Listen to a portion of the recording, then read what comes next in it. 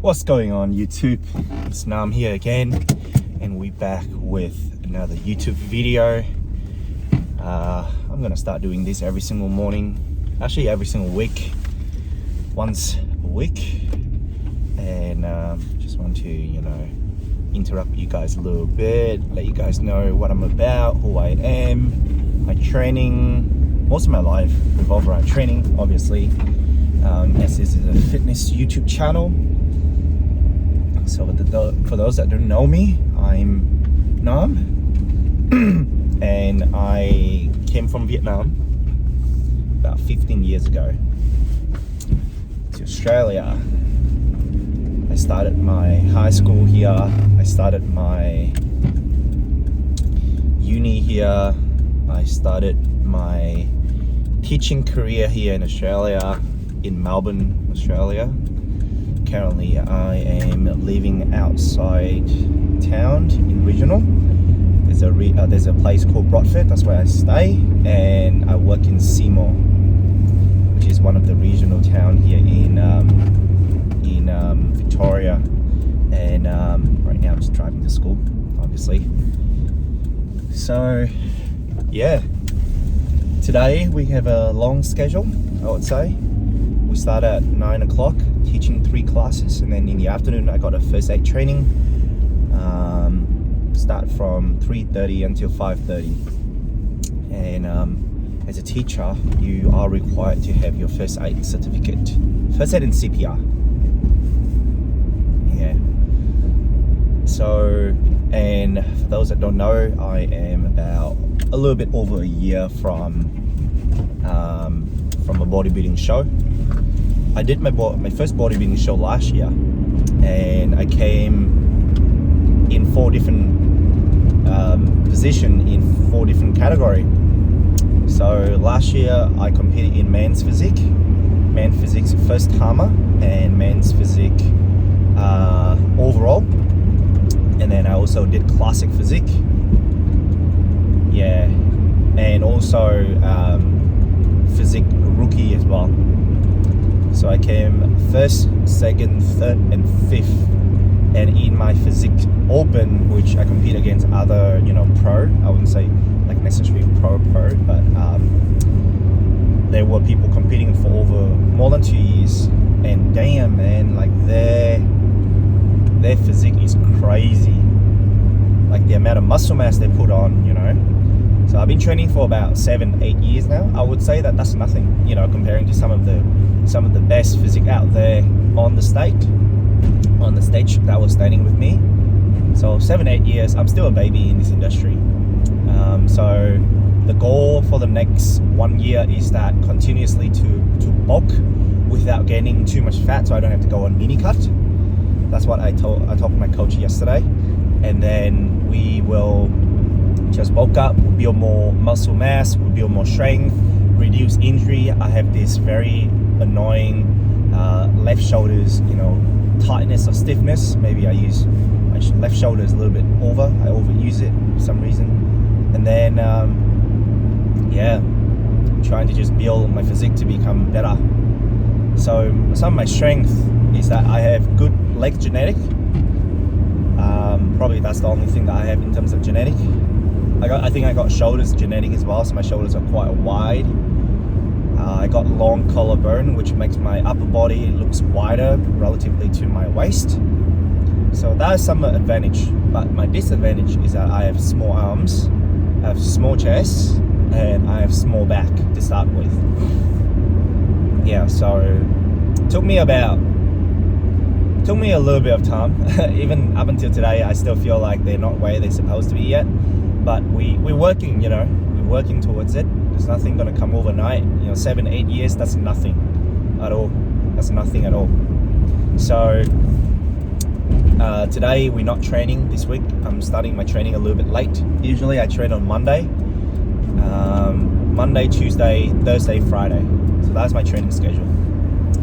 But this week we have to start training tomorrow, because yesterday I had a very long schedule as well. And then today I have a long schedule, so I can't really train these 2 days. And the fact that I am working a little bit further away from home. I used to stay in Seymour, so that would be about a minute drive to work, you know. But now I stay about 20 minutes driving to work, so it's a bit hard. And I also work after hours as well. I am an online fitness coach, so that's my business. Because it's my business, so I work a lot. And so trying to get my workout in at the same time running a business, at the same time doing work full time. It's not hard. It's not easy, man. Like, it's not easy at all. I used to think that I was able to juggle even more things. Like, I used to have like 4 or 5 different jobs, mostly online. Obviously teaching is my full time, and I used to feel so proud telling people that, oh yeah, I have like 4 or 5 different jobs. But in fact, I didn't make money out of any of it. I didn't make much money at all. So I was like, what's the point of having 4 or 5 different professions if I don't even make money out of it? Instead of having so many, why don't I just focus on a couple of things that I'm really good at? So teaching is my full time, so I have to do that. But then, you know, fitness is something that I'm always passionate in, but I didn't know how to monetize it. So I found my company, Achieve Championship, that I'm working with at the moment. A friend of mine who is the founder, the director of the company, and he came over to me one day and he told me, hey Nam, we want you to be in the team, because he saw this in me, and he's looking for people to work with him and seeing the same vision as him. And so after he told me what his vision was, I was like, this is exactly what I wanted all year round. You know, I always want to be an online fitness coach. I always have this vision, but no one ever came to me and told me like, this is what they have, and you know, they want to work with me. So I was like, oh shit, man, this is awesome. So straight away, it took me a couple of months to really think about it, because I was a little bit worried if I could put 100% into working as a fitness coach part-time, because I was teaching. You know, I'm still teaching right now, but it came to a point where I think that if I build my business now part-time, I may grow a little bit slow but steady. Then once I go into it full-time, I got the foundations, I got all the knowledge, I got the experience, so it's just an exponential growth from there. You know, so I took on the opportunity and I never looked back. I'm super proud of where I am today. I'm super proud of, you know, the company. It's always going to be up and down as well, and that's business, you know, in general. We're not going to always be sunshine or rainbow, and also we're not going to always be, you know, rains and thunderstorms and cloud. So we are, you know, that's the business. So that's what I really enjoy, just being with these guys, and I love every single moment of it. I really enjoy them. So yeah, guys, almost getting to work. So I'll talk to you guys later. I'll see you guys next week. So right here we've got bench press to start with, and we have 85 kilograms on the bar. Bench press is one of the movements that I actually find myself getting a little bit better over the period of time. As you can see here, we're trying to rep out 8 repetition on this 85. Really solid reps here.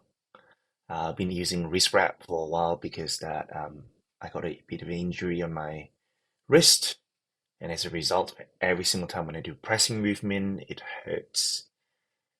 So that's why using wrist wrap right now is the best option for me, and I feel like it gives me a bit more stability as well. So now we're just changing the weight to 95 kilograms. As you can see, just pop on a 5 kilograms plate. And here is another angle of the 95 kilograms. Now with 95, we're trying to push for 6 repetitions. So you guys see there, like what I did with my hand. I'm trying to set myself right on the bench, push my scapula down and in towards the midpoint of my back, just to create a very stable foundations. So here are the 6 reps, a little bit shaky at the top. Every single time when I start to go down, I would brace myself, externally rotate my elbow, take a deep breath, and that's how I could be stable. This is the last set for 4 repetitions. So we've got 125 kilograms on the bar here, aiming for 4 repetitions. Raise myself. First rep looks really good. Second rep's a little bit shaky. This is where I'm like, man, am I going to be able to make that 4th repetition? And it was a real grind on the last rep there, but I made it. I'm happy. So then we move to incline dumbbell bench press. I believe I have here 37.5 kilograms, either 37.5 to 35, and we do this for 12 repetitions.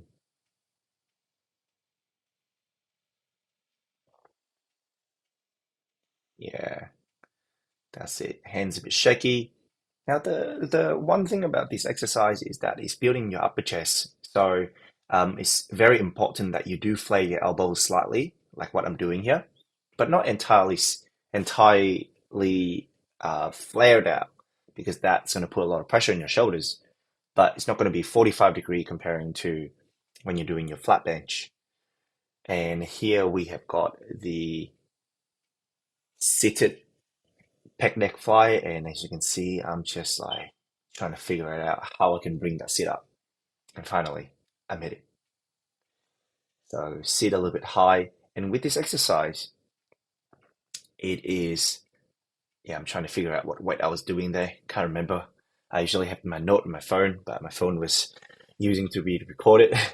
So with this exercise here, I was trying to target my upper chest. So my back wasn't on the bench. I was slightly leaning forward, not too much forward. That's going to put a lot of pressure on my rotator cuff. As I have a bit of issue on my left hand side, my left shoulders. So I slightly bend over, really squeeze it at the top, focusing on bringing the elbow together, not so much the hand together. So my elbow would be slightly bent at the bottom, but then at the top, I try to straighten it out and imagine I'm trying to clap the elbows together. And that's how I could really squeeze my chest there. I believe this was the 18 or 20 repetition set. Man, it hurts. This exercise is the one thing that I do not like. Then on this day, we did a bit of pull-up. And it's a supinated grip with a bit of weight added to it. What I did was that I bend my legs, so that means I'm going to be having my chest elevated, but then when I come down, I would straighten my legs down so that it wouldn't put too much pressure on my rotator cuff. So as I get to the top, my elbow would be externally rotated, but when I come down, it would be internally rotated. So it doesn't put a lot of pressure on my shoulders. And then we finish off the day with some mat grip seated lat pull down, slightly supinated grip. As you can see, supinated means my palm is slightly facing me. And I was doing quite heavy weight here. So I was aiming for 8 repetitions. This is my first session back after I injured my hand, so I couldn't do pulling for the past 2 weeks. Yes, make sure that the weight stay all the way goes all the way to the top. And here I couldn't do like complete reps, but you know what? It's got to pull through anyway. Got to do what you got to do, you know. So trying to get the weight down, but obviously I failed.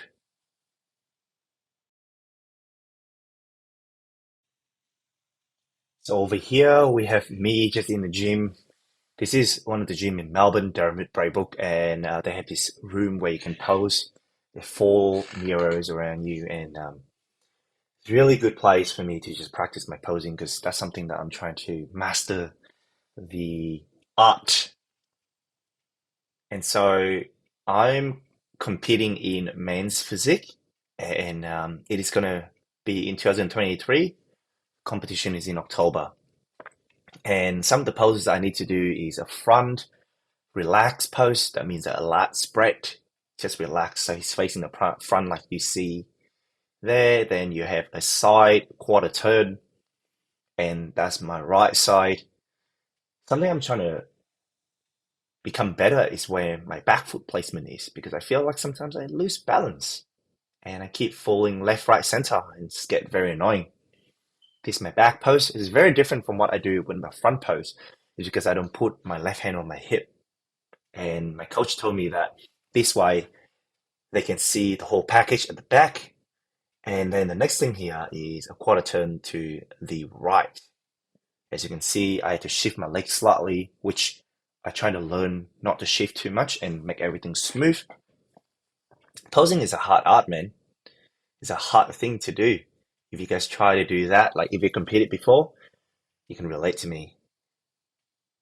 Just be able to hold the pose and not having your stomach going in and out, just like what I'm doing there.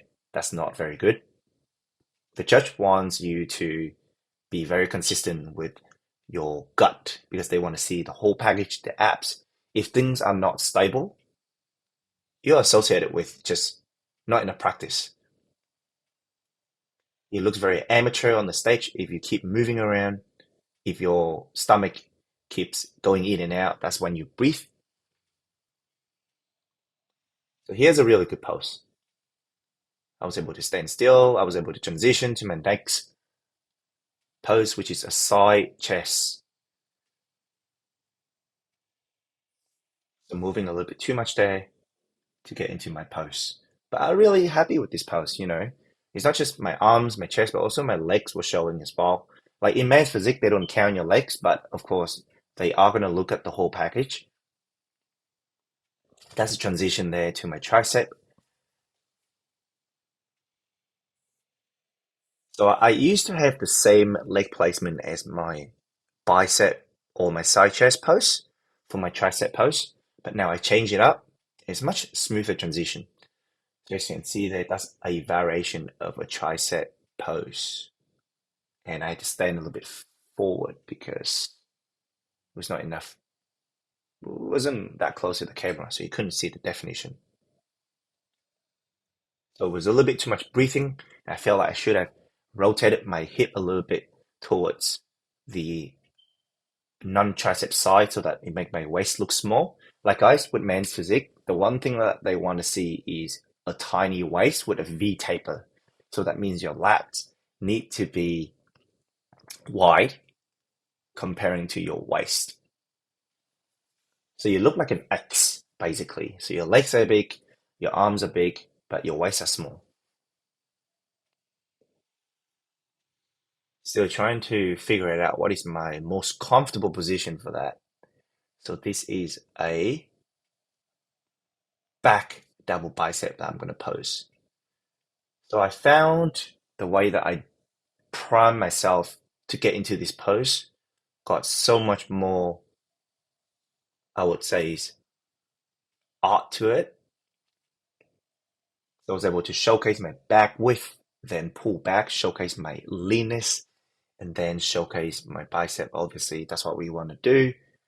And now we get back to the front relax pose. So this is a front relax pose.